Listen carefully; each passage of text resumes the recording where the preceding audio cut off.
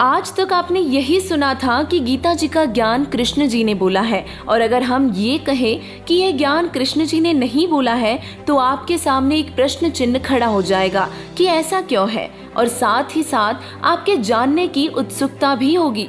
दर्शकों, महाभारत के युद्ध स्थल के बीच में गीता जी का ज्ञान कृष्ण जी के मुख से बोला जा रहा था, लेकिन अगर हम कहें कि कृष्ण जी ने नहीं बोला तो यह आपको सबसे बड़ा झूठ लगेगा। लेकिन यह सत्य है कि गीता जी का ज्ञान कृष्ण जी ने नहीं बल्कि काल भगवान ने बोला है, जिसे शास्त्रों में ब्रह्म कहा गया है। इस सत्य को हम इस प्रकार भी समझ सकते हैं कि जैसे किसी व्यक्ति के शरीर में प्रेतात्मा आकर कुछ बोलती है, इसमें बोल तो प्रेतात्मा रही है, लेकिन हम समझते हैं कि यह बातें वह व्यक्ति बोल रहा हो।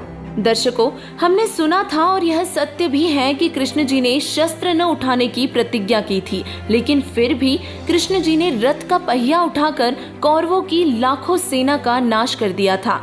ऐसा क्यों? अब केवल इतनी सी बातों से हम सत्य स्वीकार नहीं कर सकते जब तक इसका पक्का प्रमाण नहीं मिल जाता।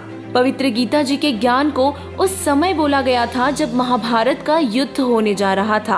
अर्जुन ने युद्ध करने से इनकार कर दिया था क्योंकि दो परिवारों कौरवों तथा पांडवों का संपत्ति वितरण पर विवाद था, और कौरवों ने पांडवों को आधा राज्य भी देने से मना कर दिया था। दोनों पक्षों का बीच बचाव करने के लिए प्रभु श्री कृष्ण जी 3 बार शांति दूत बनकर गए, परंतु दोनों ही पक्ष अपनी अपनी जिद पर अटल थे।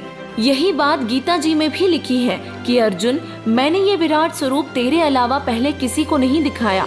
और यह विचार करने वाला विषय है कि कृष्ण जी अगर गीता ज्ञान बोलते तो यह नहीं कहते कि तेरे अलावा पहले किसी को भी नहीं बताया है, क्योंकि कौरवों की सभा में कृष्ण जी अपना विराट रूप दिखा चुके थे।